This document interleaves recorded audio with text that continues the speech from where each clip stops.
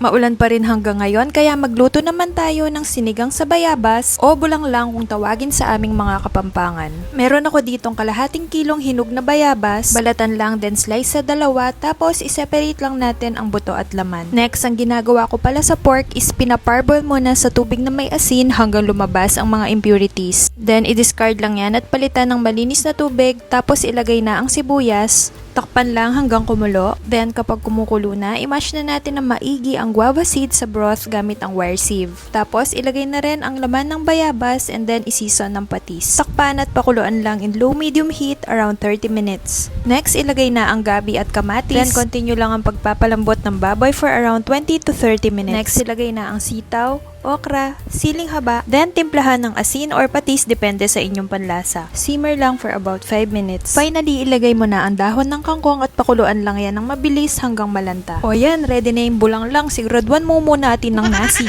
Ang sarap nito, sabayan mo pa ng patis na may sili. Kaya kung sawa ka na sa sinigang na sampalok, ito naman ang lutuin mo next.